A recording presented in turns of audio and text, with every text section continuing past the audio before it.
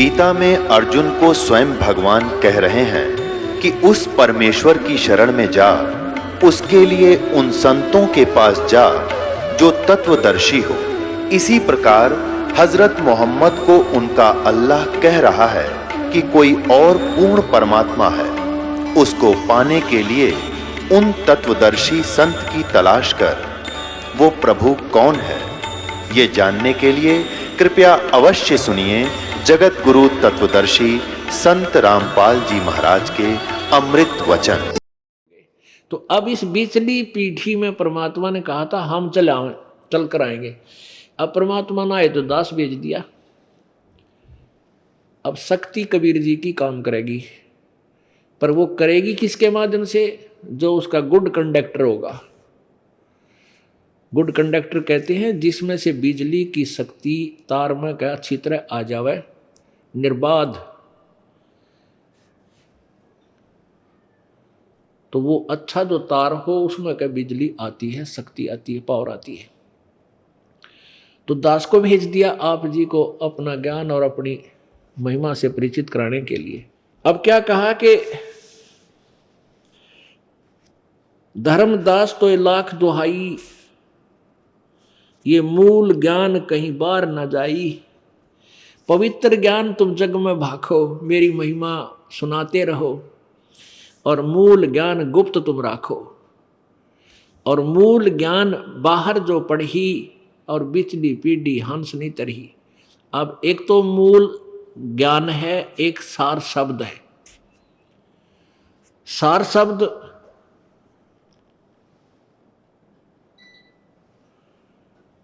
सार शब्द तो मंत्र का जाप है, जाप है, वो मंत्र है भक्ति का। और मूल ज्ञान ये तत्व ज्ञान है। तो परमात्मा ने धर्मदास जी से कहा था कि न तो सार शब्द किसी को देना बताना, और न ही ये मूल ज्ञान यथार्थ ज्ञान भी अभी मत बताना। हाँ ठीक है,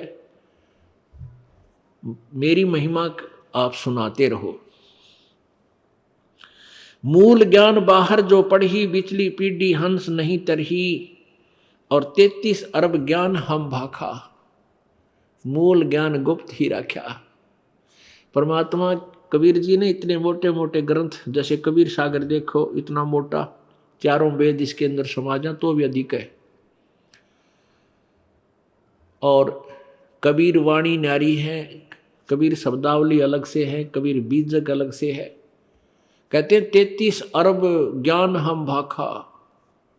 ये तो कुछ ही नोट किया गया है, बाकी तो नोट भी नहीं किया गया जो भगवान ने अपने मुख कमल से बोला था।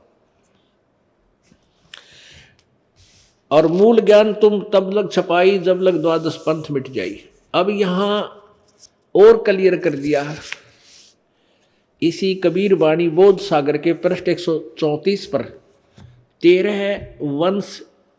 13 वंशों के बारे में बताया है। यही 12 पंथ और 13वां वंश ये दास। ये कबीर वाणी पृष्ठ 134 पर 134 पर, और ये बोध सागर वही है। 136-37 आपने पढ़ दिया। 134 पे क्लियर किया है वंश प्रकार। प्रथम वंश उत्तम। अपने आत्मा देखिएगा, ये है सत्य। प्रथम हो गया कि द्वादश पंथ काल फुरमाना, भूले जीव न जाव ठिकाना। ताते आगम कह हम राख्या, वंश हमारा चूड़ामणि शाखा। यानी ये प्रथम वंश है चूड़ामणि जी कबीर जी के, ये उत्तम वंश है। यहां इसी के बारे में लिखा है 134 पृष्ठ पे कबीर वाणी में। ये वंश प्रकार, प्रथम वंश उत्तम, ये तो चूड़ामणि जी के विषय में है। और दूसरा वंश अहंकारी, ये जो जागू पंथ, ये जागू पंथ नहीं है, उसके बारे में लिखा है। ये दूसरा यागो पंथ।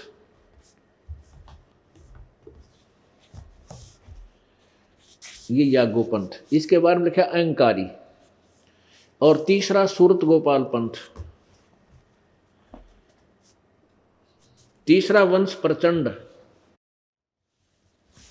चौथा वंश बिरहे। पांचवा वंश निद्रा, छठा वंश उदास, सातवां वंश ज्ञान चतुराई, आठवां द्वादश पंथ विरोध, आठवें में, नौवां वंश पंथ पूजा, 10वां वंश प्रकाश, 11वां वंश प्रगट सारा और 12वें वंश प्रगट हो उजियारा। 12वां वंश है गरीबदास जी का। कहते हैं इसमें मेरी महिमा का कुछ प्रकाश होगा, वाणी में मेरे विषय में कुछ प्रकाश होगा, उजियारा सा होगा। 12वें वंश प्रगट होए उजियारा और 13वें वंश मिटे सकल अंधियारा। ओहो पुण्यात्मा, 13वें वंश में कहते हैं मेरी महिमा के विषय में सारा अंधेरा हट जाएगा। यानी 13वां वंश जो मेरा आएगा भक्त संत दास, वो मेरे विषय में कति सब कंसेप्ट क्लियर कर देगा, सकल अंधेरा हट जाएगा। और अब ये अंधेरा हट चुका है पुण्यात्माओं। अब आपने पवित्र कबीर सागर के अंदर अपनी आंखों से देखा कि काल ने कहा था 12 पंथ करूं मैं साजा और नाम तुम्हारा ले करूं आवाजा। इन 12 पंथ नाम जो ले ही सो हमरे मुख आन समोही। इन 12 पंथों में जो उपदेशी होगा वो काल कहता है मेरे ही उदर में आएगा, मेरे से बाहर नहीं जा सकेगा। अब परमात्मा ने कहा था कि जब हमारा वंश आएगा, हम आएंगे, उसमें काल के दूत जो होंगे वो सब अपनी भक्ति विधि, भक्ति क्रिया और ज्ञान को जनता के रूबरू कर चुके होंगे। वो 12 पंथ और उसके अतिरिक्त अनेक पंथ और चलाऊं या विद जीवों को उलझाऊं। उसके बाद ये राधा स्वामी पंथ, ये अंसादेश पंथ, निरंकारी पंथ, धन धन सतगुरु पंथ और ये जय गुरुदेव पंथ, ये सभी काल के ही प्रेरित पंथ हैं।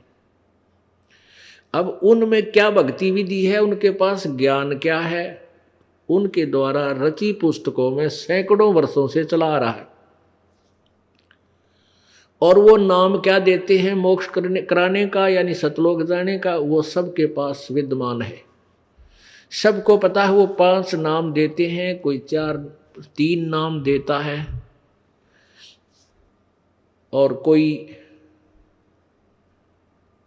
एक ही मंत्र देता है। कुछ क्रियाएं भी ये सभी मिली जुली बताते हैं। आंख कान बंद करके अंदर झींगा शब्द सुनो, 2.5 घंटे सुबह बैठो, 2.5 घंटे शाम बैठो।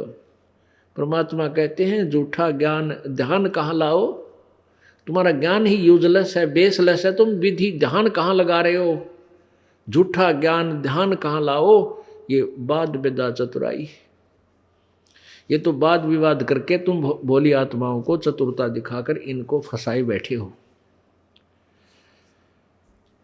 तो प्रभु ने कहा था कि हम जब आएंगे तब इन सभी नकली ज्ञान की पोल खोल देंगे और मेरा वंश, मेरा 13वां वंश यानी मेरा भेजा हुआ भक्त दास आएगा, सबके सामने इन सदग्रंथों जो उनके द्वारा बताएगी विधि, उनके द्वारा दिया गया ज्ञान और सदग्रंथों के ज्ञान से तुलना कर देगा।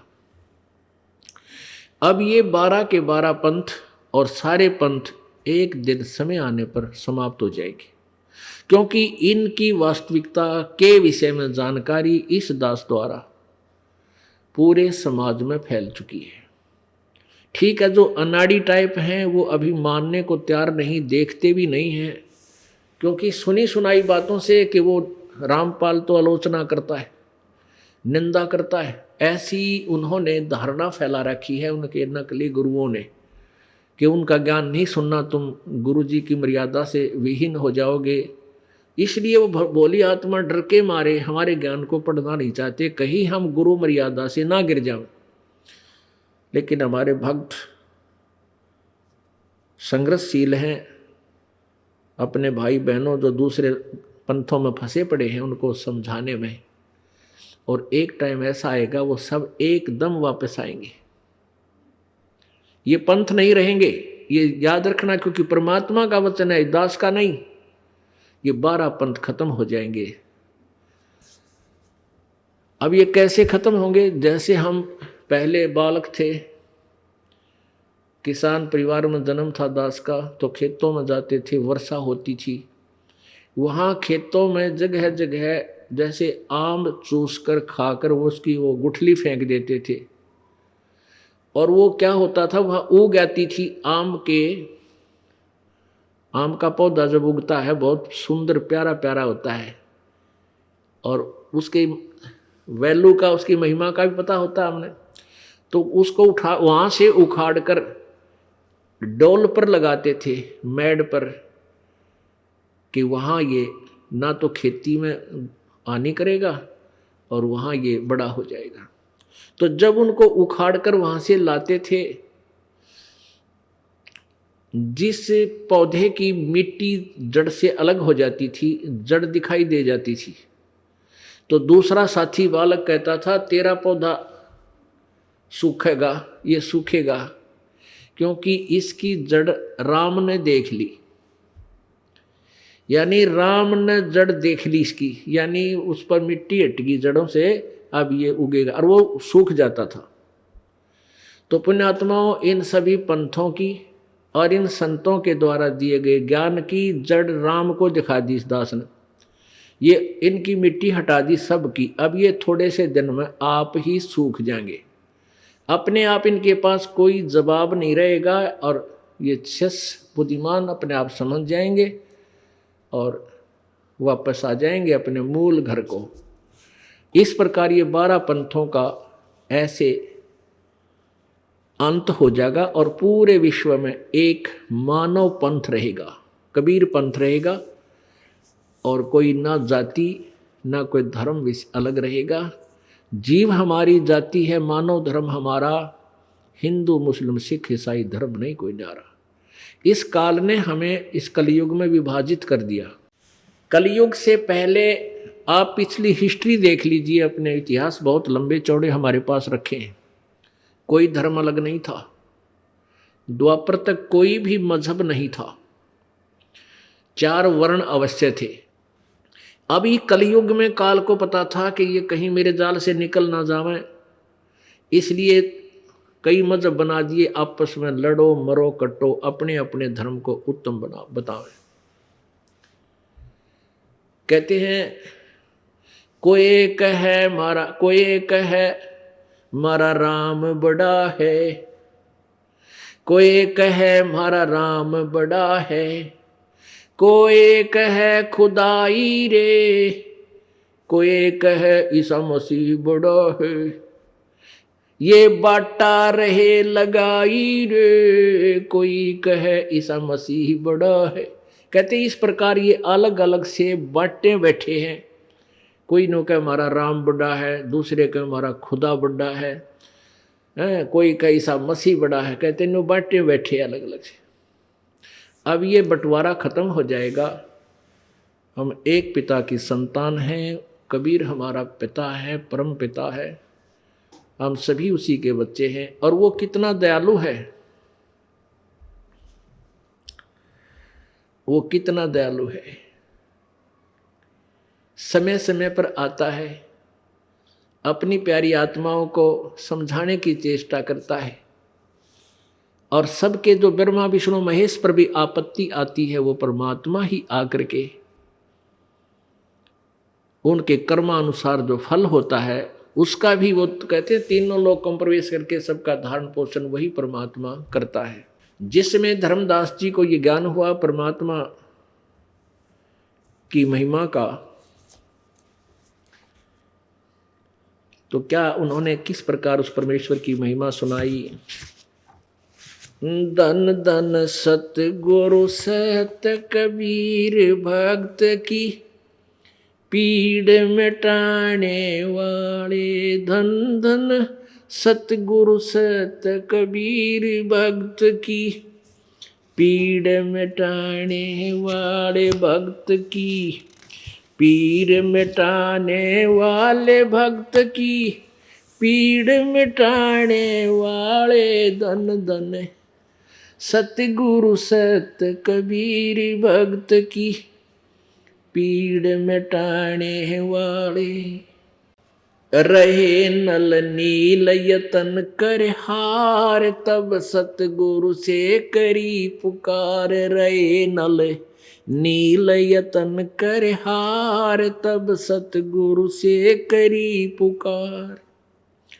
जा सत रेखा लिखी अपार, सिंधु पे शला तराने वाले। जा सत रेखा लिखी अपार, सिंधु पर शिला तिराने वाले। धन धन सतगुरु सत कबीर, भक्त की भक्त की पीड़ मिटाने वाले। भक्त की धन धन सतगुरु सत कबीर, भक्त की पीड़ मिटाने वाले। डसी सर्प ने जब जा पुकारी, इंद्रमती अकुला। डसी सर्प ने जब जा पुकारी, इंद्रमती अकुलाए। आपने तुरंत करी सहाय, बेरूली मंत्र सुनाने वाले। आपने तुरंत करी सहाय, बेरूली मंत्र सुनाने वाले। धन धन सतगुरु सत कबीर, भक्त की धन धन सतगुरु सत कबीर, भक्त की पीड़ मिटाने वाले। भक्त की पीड़ मिटाने वाले। भक्त की धन धन सतगुरु सत कबीर, भक्त की पीड़ मिटाने वाले। दामोदर सेठ के होंठ अकाज, अर्ज करी डूबता देख जहाज। दामोदर सेठ के होंठ अकाज, अर्ज करी डूबता देख जहाज। लाज मेरी रखियो गरीब नवाज, समुद्र से पार लंघाने वाले। लाज मेरी रखियो गरीब नवाज, समुद्र से पार लंघाने वाले। धन धन सतगुरु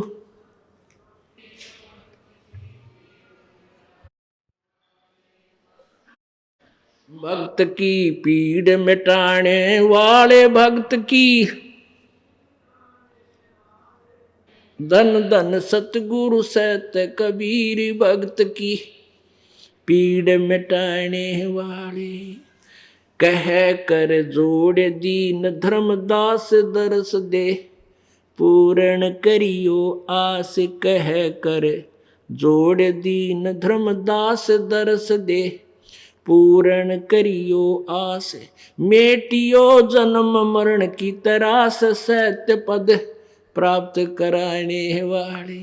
मेटियो जन्म मरण की तरास, सत्य पद प्राप्त कराने वाले। धन धन सतगुरु सत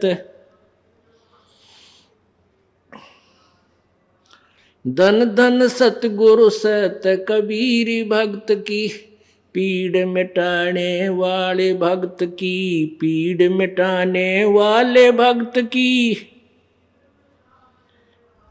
धन धन सतगुरु सत कबीर, भक्त की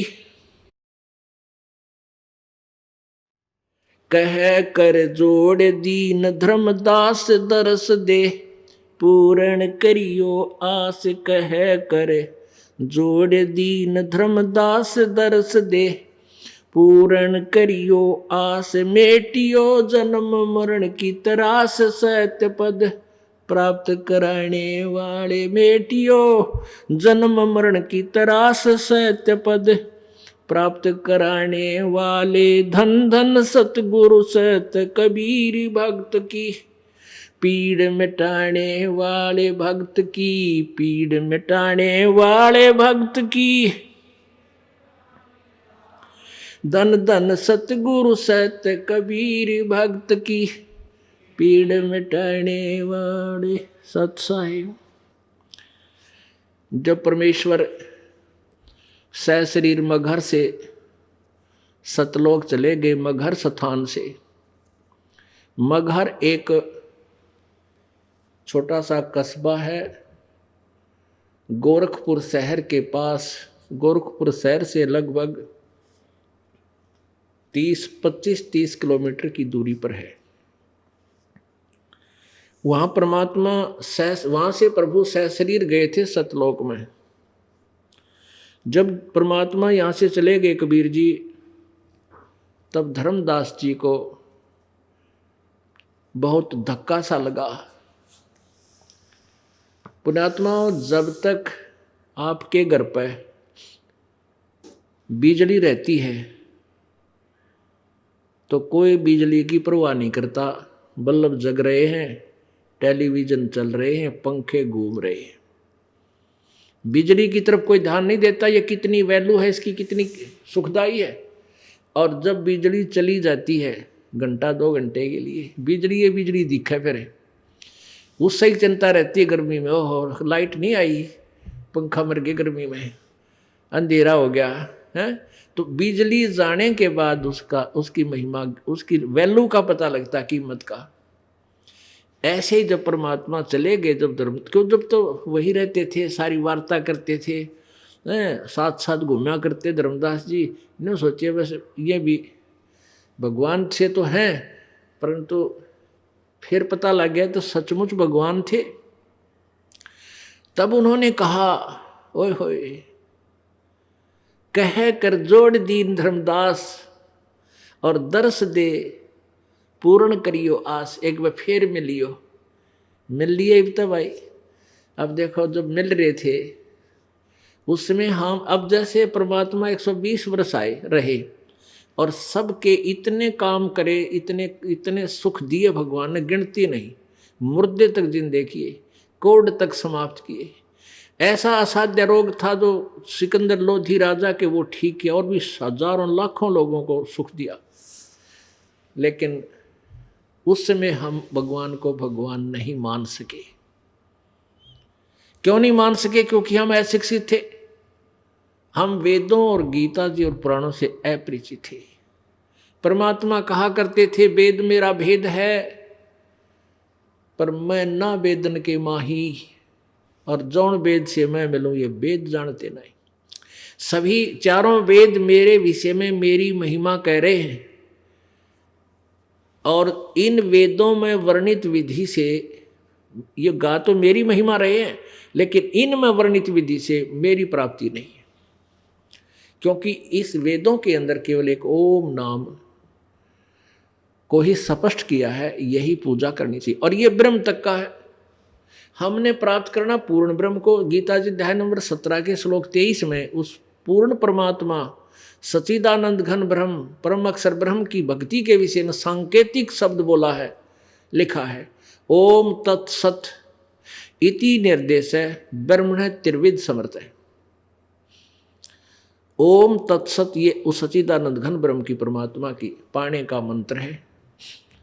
त्रिविध 3 प्रकार का, एक तो ब्रह्म का ओम, तत् ये सांकेतिक है परब्रह्म का, और सत्य ये सार शब्द है वो पूर्ण ब्रह्म का।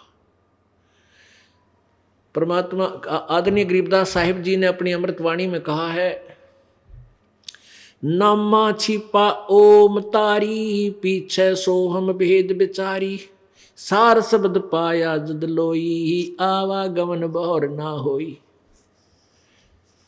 संत नामदेव जी इस छिपी जाति में थे, छिपा जाति में। छिपी का अगर अपने गांव में सीधे छिपी छिम्बी बोल दें उन्हें, तो छिपा जाति में थे नामदेव जी, बड़े महापुरुष थे। और ये पहले केवल एक ओम नाम का जाप करते थे, न्यू सुना सुनाया, जैसे हम जपया करते ओम, ये भजनी कहा करते, ओम नाम सबसे बड़ा, इससे बड़ा न कोई, ओम नाम का सुमन करे तो शुद्ध आत्मा हुए। तो हम भी ओम ओम की रटना लाया करते थे। और वो पूर्व जन्म के बहुत पुण्यकर्मी प्राणी थे संत नामदेव जी, और उस पूर्व जन्म की सिद्धि शक्ति से, भक्ति कमाई से उन्होंने एक बार मंदिर को भी, परमात्मा ने उसके लिए मंदिर भी घुमा दिया था। अब ये परमात्मा समय समय पर आते रहते हैं। एक युग में एक जीवन तो ऐसा जीते हैं, बालक से लेकर बूढ़ी आयु तक एक लीला करते हैं। उस दौरान अपनी महिमा की वाणी, अपना सारा ज्ञान प्रचार प्रत्येक युग में कर जाते हैं। चारों युग में हम पुकारे कूक कहा, चारों युग में संत पुकारे कूक कहा, हम हेल रे हीरे माणक मोती बरसे हैं ये जग चुगता ढेल रे। परमात्मा कहते हैं कबीर जी के चारों युगों में आकर मेरे संत, मैं भी आवाज लगाई, मैंने भी ज्ञान दिया और उस मेरे ज्ञान का आगे प्रचार मेरे संतों ने किया। लेकिन इस मोक्ष रूपी मोती को छोड़कर, हीरे मोती को छोड़कर ये आन उपासना रूपी डले ढो रहे हैं, गलत साधना करके ये डले ढो रहे हैं, ये व्यर्थ की भक्ति कर रहे हैं और हमारे द्वारा दिए गए ज्ञान को स्वीकार नहीं करते। हीरे माणक मोती बरसे हैं ये जग चुगता ढेल रे। तो परमात्मा क्या करते हैं, एक जीवन तो पूरा जीते हैं, उसी तरह एक मानव शरीर के सदृश सारा काम हाथ करते हैं जैसे आम साधारण व्यक्ति करता है। फिर वो कभी कभी गुप्त रूप से कहीं प्रकट हो जाते हैं कुछ समय के लिए, जैसे आदरणीय गरीबदास साहिब जी को मिले, आदरणीय दादू साहिब जी को मिले, आदरणीय धर्मदास साहिब जी को मिले, आदरणीय मुल्कदास जी को मिले, आदरणीय गीसा साहिब जी को मिले, आदरणीय नानक साहिब जी को मिले। तो इनमें से कुछ संतों उनके समकालीन है, जैसे आदरणीय नानक साहिब जी, आदरणीय धर्मदास साहिब जी, और बाकी संतों को ये कुछ समय के लिए आए, प्रकट हुए, अपनी महिमा बताई, सतलोक दिखाया, वापस छोड़ दी उनकी आत्मा को। और कई जगह ये परमात्मा स्वयं रूप धारण करके जाके कहीं बैठ जाते हैं, अपना गुणगान करने लग जाते हैं, महिमा सुनाते हैं, अपने आप शब्द वाणी गाना शुरू कर देते हैं। कुछ भगतजन उनके समूह में सिद्ध शिष्य बन जाते हैं और उनको काफ़ी राहत दे देते हैं, लाभ देते हैं, आशीर्वाद देने से उनको सुख हो जाता है। ऐसी दृष्टिकोण से परमात्मा अपनी प्यारी आत्मा नामदेव जी को भी तत्व ज्ञान सुनाने समझाने के लिए पहले कल इसमें बनारस में आने से पहले ही कुछ दिन ऐसे नामदेव जी और एक रंका और बंका नाम के दो पुण्य आत्मा थे, पति पत्नी थे, उनको भी शरण में लेने के लिए, उनको तत्व ज्ञान समझाने के लिए, और परमात्मा अपनी महिमा यानी भगवान की महिमा को स्थायी रखने के लिए रह कर आते रहते हैं। और काल ये चाहता है कि भगवान का अस्तित्व मिट जावे, ये सब नास्तिक हो जाए। जैसे अपने संदेशवाहक भेज दिए, महात्मा बुद्ध था, ये स्वर्ग से आया हुआ प्राणी था, पिछले थोड़े बहुत पुण्य इसके संग साथ थे, और ये एक राजा का लड़का था, लेकिन इसका मन इस राज में नहीं लगा, क्योंकि स्वर्ग के सुख के बाद ये तुलना जो है इस राज की कुछ भी नहीं है। उसी सुख की तलाश में घर छोड़कर साधना मनमुखी करने लग गया, साधना कर ली, गया में वट वृक्ष के नीचे बैठ गया, और वहाँ इसकी मौत होने को थी। एक बुढ़िया ने, एक माई ने इसके मुंह के जीभ के खीर लगा दी। इसने चाटना शुरू किया तो उसने और धीरे धीरे उसको 50-100 ग्राम खीर खवा दी। अगले दिन उसको और ज़्यादा खवा दी, तो ये फिर होश में आना ख़त्म हो जाना था। तो उसके बाद इसने जो भी थोड़ा बहुत अपना अनुभव था उसके आधार पर जनता को बताना शुरू कर दिया, और उनके वचन में शक्ति थी। पिछले जन्म के पुण्यकर्मी प्राणी थे, लाखों की संख्या में लोग उनके अनुयायी हो गए, लेकिन उनके द्वारा बताई गई विधि से लाभ किसी को नहीं हुआ। तो पूरा चीन जो है बौद्ध धर्म के उपदेशों, बौद्ध के उपदेशों को मानने वाला है, और पूरा कम्युनिस्ट हो गया, नास्तिक हो गया, भगवान के अस्तित्व से दूर हो गया। और कितनी जनसंख्या है उसमें मानव की। तो ये काल चाहता है कि इसका भक्ति का नामो निशान मिटा दो और ये सब नास्तिक हो जाए, भक्ति ना करें। और परमात्मा रह कर आते रहते हैं और अपनी शक्ति भक्ति की सत्ता को, अपनी महिमा को स्वयं ही स्थापित करके कुछ समय के लिए चले जाते हैं। इसलिए प्रभु वहां आए हुए थे। नामदेव जी ने परमात्मा से उपदेश लिया। तो ये क्या करता था, मालिक जल्दी से ये दूसरा मंत्र नहीं देते थे। नामदेव जी ओम मंत्र जाप करते थे, प्रभु ने वही उसको मंत्र दे दिया और कहा गुरु बिन मोक्ष नहीं होता। जो मंत्र तुम जाप करते हो ये भी गुरु के बिना काम नहीं करता, पूर्ण गुरु हो। नामदेव जी एक दिन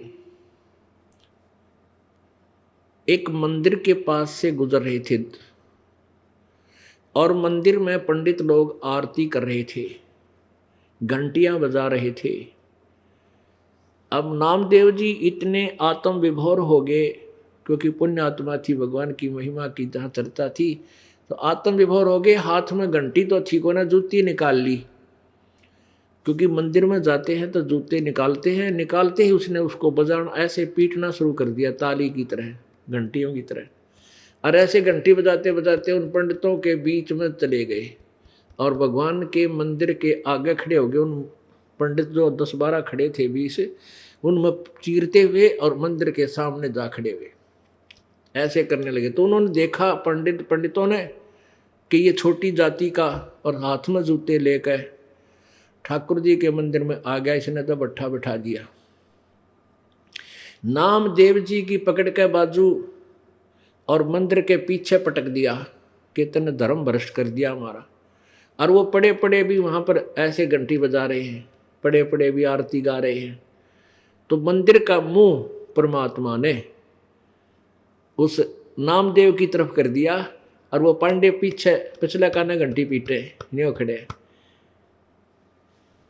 तो अब नामदेव जी उठकर आगे, पंडित सारे सहम गए, भैया के कराई, तो भगवान ने मुंह इधर कर दिया इसका। अब नामदेव जी आ गए। नामदेव जी अपनी इस करिश्मे को बताने के लिए और रंका बंका के घर गए। रंका बंका की एक संतान, इकलौती पुत्री थी वंका। बंका उनकी माँ थी उसकी। रंका और बंका कहीं किसी भक्त के वहाँ अपना कोई सत्संग था, वहाँ गए हुए थे और वो लड़की घर पे थी। तो वो लड़की क्या कर रही थी, एक पट्टी तैयार कर रही थी, एक पट्टी बनावे थी, जैसे देसी जड़ी बूटियों को हल्दी उल्दी तेल ला के घी जाते बना के। तो नामदेव ने पूछा, बहन ये क्या कर रही है तू? वो रंका बंका की लड़की बोली, रे नामदेव तेरे ते बहुत बार कह लिया भाई, तू मानता गति नहीं। भगवान को दुखी मत करया कर गणा, तू परमात्मा को तंग ना किया कर। नामदेव कहने लगा, मैंने क्या दुखी कर दिया कि गुरुदेव को आप बहुत तंग करते हो, आप कहीं जा कर के पंगा पा लेते हो और गुरुजी ने फिर तुम्हारे लिए वहाँ जाना पड़ता है। अब गुरुजी के हाथ आगे चोट लाग रही है। परमेश्वर आए हुए थे, कहते गुरुजी के हाथ छुल गए जब तेरा मंदिर घुमाया था, भाई तू मान जा, ना दुखी करया करे। अब नामदेव तो नहीं सोच रहा था मन ने घुमा दिया, क्योंकि जहां मैं शब्द है वहां भगवान नहीं। क्योंकि जीव जीव है, चाहे ईश्वरीय शक्ति कितनी संग्रह कर ले, लेकिन वो फिर भी सीमित है। जैसे या वायु है, वायु में से हम एक ट्यूब में हवा भर लेते हैं और वो ट्यूब टायर में फिट करके ट्रक में चढ़ा देते हैं, उसमें 200 क्विंटल वजन में वो हवा उठा लेती है, लेकिन वो सीमित है। हवा तो और बहुत है, वो बहुत असीमित है। तो ऐसे जो हम भक्ति भुक्ति करके छोटी मोटी थोड़ी बहुत को शक्ति ईश्वरीय ग्रहण कर लेते हैं, टायर की तरह, ट्यूब की तरह, तो हम तो उस इतनी है बस। उसकी भी करामात है, उसकी भी पावर है, उसकी भी अपनी अस्तित्व है, लेकिन भगवान तो भगवान ही है, असीमित पावर है। और जब हम ये समझ लेते कि मैंने कर दिया, तो वहां फेल है भगत। तो उस मैं को खत्म करना था परमात्मा ने, उस अपनी प्यारी आत्मा, क्योंकि हमें परमात्मा निर्विकार करते हैं, हमारे अंदर नम्रता लाते हैं, हमें भक्त बनाते हैं 100 प्रकार के छल छिद्र करके। तो नामदेव कहने लगा, बहन आप क्या कह रही हो कि गुरुजी के जो हाथों के पट्टी बंदी नहीं देखी तने? कहाँ देखी थी बहन? कल परसों, आज देखी थी। तो भाई उनके हाथ छुल गए, तेरा मंदिर फेरा था और तेरा गजब हो। तो हाथ जोड़ के परमात्मा का आगे नामदेव जी कहने लगे, भगवान मेरे से गलती होगी, मैंने आपको बहुत सताया है और आज के बाद प्रभु ऐसी गलती नहीं करूंगा। परमात्मा बोले, बेटा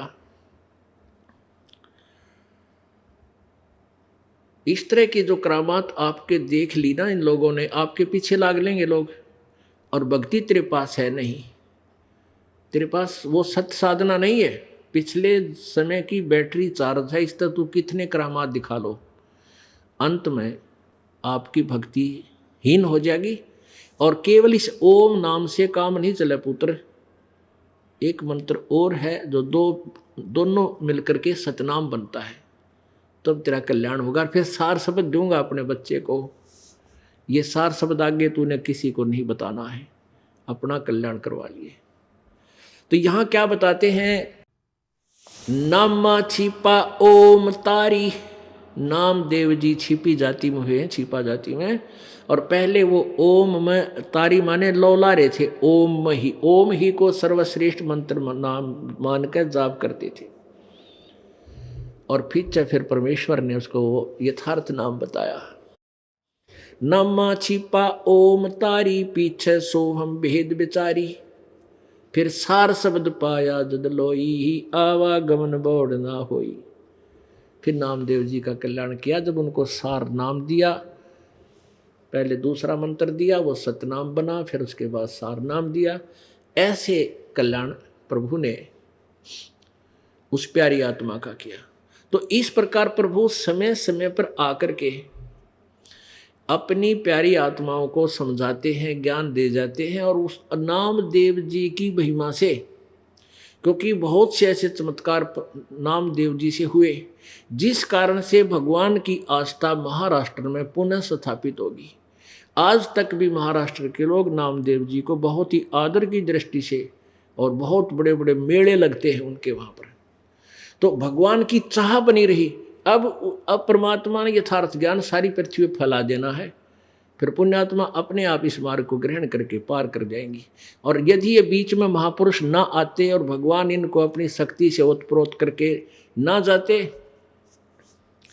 तो पूरा मानव समाज नास्तिक हो जाता, कोई भगवान के विषय में जानने वाला भी नहीं रहता, और काल का दाव लग जाता। लेकिन परमात्मा नहीं लगने देते, समय समय पर आते रहते हैं और वो अनहोनी कर जाते हैं जो भगवान किया करता है। इसलिए इसी प्रकार आज हमारे भारतवर्ष में परमात्मा की महिमा परमात्मा की तरफ अभी जीवित है। अब जैसे हमने परमात्मा की जो लीलाएं सुनी थी, श्री रामचंद्र जी के विषय में हमने सुना था कि जब सीता जी को रावण उठा ले गया और फिर उसकी खोज हुई हनुमान जी द्वारा, फिर समस्या ये आई कि समुद्र के ऊपर पुल बनाना है। अब पुल बनाने के लिए श्री रामचंद्र जी ने 3 दिन तक समुद्र में घुटनों पानी में खड़ा होकर के समुद्र से याचना की थी, प्रार्थना की थी कि मुझे रास्ता दे दे, मैं बहुत दुखी हूं, मेरी पत्नी को रावण उठा ले गया है और मैंने सेना प्रलय पार करके उस राक्षस को खत्म करना, अपनी पत्नी को छुटवाना उसकी बंध से। लेकिन समुद्र तट से मस नहीं हुआ। तब श्री रामचंद्र जी ने उसको जलाना चाहा अपने अग्नि बाण से, तो उसी समय समुद्र विपर रूप धारण करके ब्राह्मण ऋषि का रूप धारण करके बाहर आया और कहा, प्रभु ऐसा काम करो, लाठी भी ना टूटे, सर्प भी मर जा। तब श्री रामचंद्र जी ने पूछा वो कौन सा तरीका है कि आपकी सेना में एक नल और नील नाम के 2 भक्त हैं और वो पूरे गुरु के शिष्य हैं। उनके गुरुजी द्वारा उनको एक आशीर्वाद दिया हुआ है कि उनके हाथों से पत्थर भी तैर जाते हैं।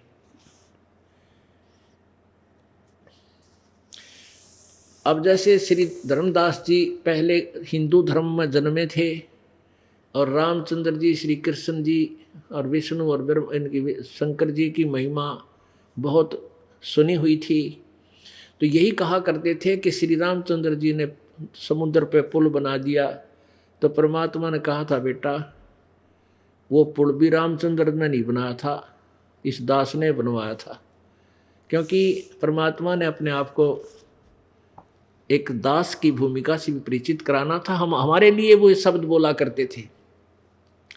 फिर सारी कहानी बताई थी कि नल और नील इनको बहुत असाध्य रोग था। कबीर जी ने बताया कहीं पर भी किसी संत ऋषि मंडलेश्वर से इनका रोग दूर नहीं हुआ। सभी ने कह दिया कि तुम्हारे प्रारब्ध का कर्म का दंड है और ये तुम्हें किस्मत में लिखा है, भोगना ही पड़ेगा, आजीवन ऐसा ही चलेगा।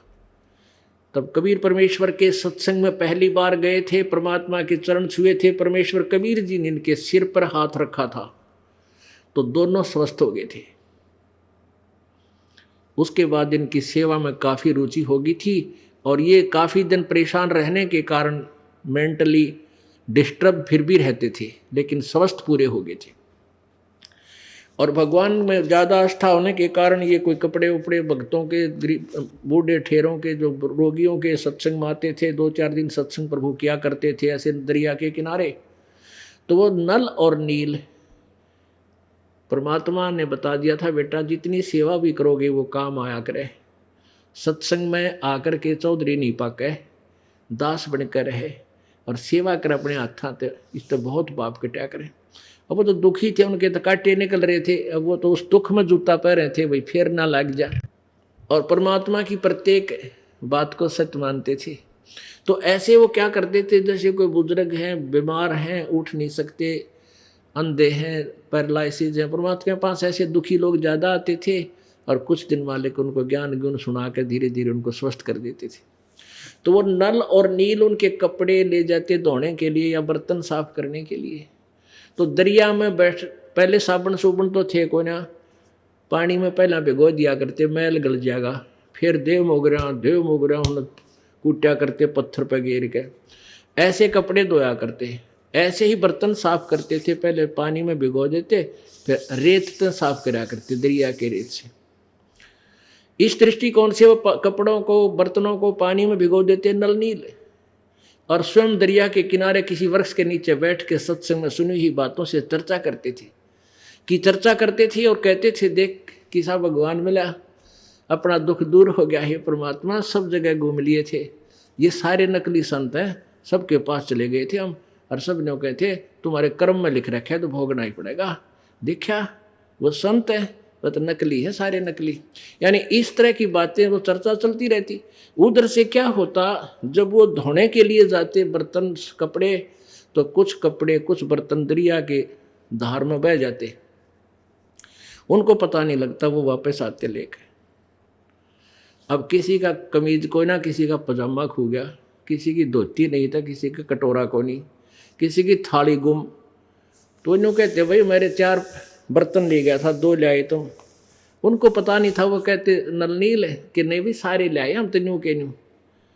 तो फिर और जो दूसरे सेवक के बताते थे कि ये क्या कर रहे हैं, उन्हें भिगो कर दूर बैठ जाते हैं, ये भगवान की महिमा वहाँ चर्चा चलाते रहते हैं और पीछे से ये बह जाते हैं, इनको पता को नहीं, इनको भी पता नहीं सचमुच कोई वस्तु बह गई है। तो फिर 1-2 बार ऐसा हुआ तो उन्होंने कहा भी आगे से हम ठीक लाएंगे, नील कहने लगे आगे ध्यान रखेंगे, फिर भूल जाते। तो उन्होंने फिर एक दिन गुरुदेव के सामने कह दिया कि गुरुदेव ये भक्त हैं तो बहुत अच्छे, लेकिन ये ऐसे ऐसी कहानी, ऐसी बात बन जाती है, हमारे कोई कपड़ा गुम कराते हैं, कोई बर्तन, तो इनको कहो कि हमारी सेवा ना करें तो अच्छा है, हम कर लेंगे जैसे हमारे से होगी। तो वो फिर रोने लग गए, परमात्मा के चरण पकड़ के कबीर जी के। उन्होंने सोचा गुरु जी नाराज हो जाएंगे और तुम्हारे ऊपर वो आपत्ति फिर आवेगी। कहने लगे नहीं गुरुदेव, हमारी सेवा ना लेना प्रभु, हम बहुत ध्यान रखेंगे। तो दूसरे भक्त कहने लगे जी आए प्रत्येक बार ऐसे ही बोलते हैं, ये इनके बस की बात नहीं है और ये हमारा तो घना काम बिगाड़ दे, हम दुखी हो जाते हैं। ये नहीं कहते कि सेवाएं ठीक नहीं करते, इनसे कहो हमारी सेवाएं ना करें। तो परमात्मा अंतर्यामी थे, जान गए। कबीर जी कहने लगे भाई ठीक है, क्यों त्रेता युग में परमेश्वर मुनिंदर नाम से प्रकट थे और 120 यानी ऐसे ही जैसे अब कलयुग में काशी में 120 वर्ष लीला की, ऐसे ही मुनिंदर नाम से त्रेता युग में बचपन से लेकर और बड़ी आयु तक लीला प्रभु ने की, वहाँ रहा करते थे, सत्संग करते थे। तो हम क्योंकि अब कलयुग में कबीर जी की महिमा गा रहे हैं, तो सतयुग में उसी कबीर जी का नाम सतसुकृत था। तो सतसुकृत उर्फ कबीर जी कहने लगे भाई नलनील तुम सेवा करो बेटा, रो मत, आशीर्वाद है मेरा, आज के बाद तुम्हारे हाथ से कोई वस्तु जल में नहीं बहेगी, डूबेगी नहीं, चाहे पत्थर भी रख दियो बेटा। तो ये आशीर्वाद था कबीर भगवान का उस नल और नील को ऐसे। तो फिर वो नल नील से रामचंद्र जी ने पूछा, श्री राम ने, कि भाई अब बुलाओ नल नील को। अब नल नील के पास जो बुलाने गए, उन्होंने कहा चल आपको श्री रामचंद्र जी यानी राजा बुला रहे हैं, और तुम्हारे हाथ में कोई शक्ति है क्या, पत्थर तर जाएंगे? समुद्र ने प्रकट होकर बताया है। तो बस फूल के डोडा हो गए, फूल का चौड़े पाक के खाओ, हमारे अंदर शक्ति है। और वहाँ से चल पड़े। श्री राम ने चंद्र जी ने पूछा, क्यों भाई बच्चों, क्या तुम्हारे हाथ में ऐसी कोई पावर है, शक्ति है, पत्थर तर जाएंगे? हाँ जी। अच्छा एक बार एग्जाम्पल एक्सपेरिमेंट करके दिखाओ मैंने। उन दोनों ने पत्थर ठाए भारा भारा और रखे, पानी में डूब गए। दूसरे फिर ठाए, वो भी डूब गए। वो सोचे क्या हो गया, फिर ठा के रखा, वो भी डूब गया। तब समुद्र ने कहा कि नकम्यो, तुमने अपना गुरुदेव याद नहीं किया, तुम महिमा के भूखे हो। क्योंकि उन्होंने सोचा कि आज तुम्हारी महिमा पूरी सेना में हो जाएगी और तुम्हारे जो है ना पूरी सब महिमा करेंगे, अंगद भी फेल हो जाएगा, हनुमान जी भी फेल होगा तुम्हारे सामने, या किसी के पास पावर नहीं, हमारे पास। और यह जीव ने मारे। जिस दिन मैं शब्द आ जाता है उसी दिन प्रभु का हाथ उठ जाता है। फिर ये जीव का जीव है, क्या भी होता है जीव का बता। ये आकाश में उड़ जाता था रावण, एक मालिक की शक्ति लेकर छोटी सी भक्ति करके उसमें सिद्धि प्राप्त कर ली, हवा भर ली टायर में, और वह पंचर होया, जब फिर दे ही हो गया, कुछ ना पाया। तो ऐसे हमारी या दुर्गति न्यो हो से। इतने में समुद्र बोला कि अपने गुरुदेव ने याद कर लिया तुम्हें, भगवान ने भूल गया आज दिखा है। तब उन्होंने अपने गुरुदेव को याद किया है सब, और परमात्मा ने तो करना था वो काम, क्योंकि भक्ता के हितकारी बनकर सबकी करो संभाल जी। सबकी यानी तीनों लोकों में प्रवेश करके सबका धारण पोषण करने वाले, यानी सबकी जैसी भी कोई आपत्ति जो उनके संस्कार वश है, ये परमात्मा ही जाके करता उनको ठीक। अब वो ऐसी स्तुति कर ही रहे थे, एकदम ध्यान गया दूर, परमात्मा कबीर जी आने लग रहे, मुनिंदर परमेश्वर जी। नल नील कहने लगे वो आगे हमारे गुरु जी, वो आगे गुरु जी, अब तो सब ठीक कर देंगे। अब अपनी जान बचाने के लिए हमारे तो कुछ हुआ नहीं, वो आगे गुरु जी, वो अब सब ठीक कर देंगे। सबकी दृष्टि गई, परमात्मा निकट आ गए, साधु संत रूप में थे। श्री राम जी ने भी नमस्कार किया, सब ने प्रणाम किया। अपनी जो राम कहानी थी श्री रामचंद्र जी ने बताई और कहा, प्रभु मैं बहुत दुखी हूँ, जब आप अपने शिष्यों को आशीर्वाद दे सकते हो शिला तराने की, तो मुझ पर कृपा करो, समुद्र पर पुल बन जावे। श्री रामचंद्र जी ने कहा परमेश्वर से कि हे ऋषि जी, आज आपके भक्तों के हाथ में करामात नहीं रही, और मेरा दुर्भाग्य है कि इनके हाथों से भी पत्थर तर नहीं रहे। परमात्मा बोले अब कभी इनके हाथों से तरे भी नहीं गए, क्योंकि इनमें अहंकार समा गया। तब श्री रामचंद्र जी ने चरण पकड़े, प्रार्थना की, हे ऋषिवर, एक बहुत बड़ी आपत्ति का सामना मुझे करना पड़ रहा है, आप कृपा कर दो, कुछ ऐसा वर दे दो ये समुद्र पर पुल बन जावे। तब परमात्मा ने कहा कि इस पहाड़ के चारों ओर मैंने एक रेखा खींच दी है। परमात्मा ने अपनी सोटी ते डंडे ते उस पर पहाड़ के चारों तरफ बहुत लंबे चौड़े क्षेत्र में एक लाइन सी लगा दी, जैसे लकीर सी खींच दी। कहा कि इसके बीच के पत्थर उठा लो, मैंने हल्के कर दिए, सारे तरेंगे। अब वो पत्थर उठाए गए, फॉर एग्जाम्पल पहाड़ उसमें डाले गए, काट पीट के। नल नील एक कारीगर भी अच्छे थे, तो नल और नील ने फिर वो तराश तरुश के एक दूसरे में फंसा दिए और तर रहे थे वो परमात्मा की कृपा से। अब वो पहाड़ थोड़ी सी दूरी पर था, वहाँ से उठा कर लावे थे। तो हनुमान जी क्या करते थे, पहलवान थे, अच्छा तगड़ी शक्ति थी, बड़े बड़े पत्थर लाते थे उठा के, और प्रतिदिन वो क्या करते थे, उसके ऊपर राम शब्द लिख लेते थे। अब वो राम शब्द से क्या है कि उस प्रत्येक व्यक्ति, भगवान के चाहने वाले सारे साधु संत इकट्ठे हो रहे थे उनकी सेना में, कि वो अपना नित्य नियम भी ना भूले। राम जैसे पहले हमने देखे, ये लाला जी हमारा वहाँ कणक तो लेने आया करते गांव में, घर में, तो वो क्या तराजू से तोलते थे, 5-5 किलो का एक धड़ी होता था। तो वो एक कहते थे 1 राम जी, 2 राम जी, अपनी गिनती भी करते थे, राम का नाम भी लेते थे। 3 राम जी, यानी 3 हो गए भाई, 3 धड़ी तोल लिया। 4 राम जी, 5 राम जी। तो वो राम शब्द ऐसे लिखते थे, वो तोलते राम जी तो नहीं, तराजू तो तोलते थे। तो ऐसे ही ये हनुमान जी उस पर राम नाम अपनी दिनचर्या डेली करने के लिए वे भगवान का नाम याद रहा रहे। 1 राम जी, 1 पत्थर लिया, 2 राम जी, ऐसे वो लिखा करता था। तो हम पहले क्या सुनते थे कि भाई जब लोकवेद हम सुनते थे, ये सुनते थे कि भाई भगवान राम ने पत्थर तिरा दिए, पुल बना दिया समुद्र पे। फिर कोई कहता ना हनुमान जी ने राम लिख दिया था, राम का नाम, इसलिए पत्थर तिर गए। फिर नहीं कहते ना नल नील ने पत्थर तिराए थे, वो पुल बनाया था, कोई सिर था ना पैर था। अब पता चला वह पुल बनाया किसने था। रे नल नील यतन कर हार, तब सतगुरु से करी पुकार। रे नल नील यतन कर हार, तब सतगुरु से करी पुकार।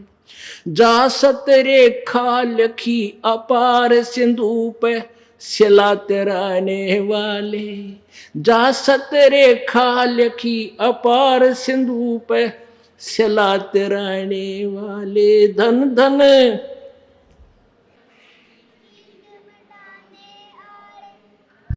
भक्त की पीड़ मिटाने वाले, भक्त की पीड़ मिटाने वाले। धन धन सतगुरु सत कबीर, भक्त की पीड़ मिटाने वाले। सत साहिब।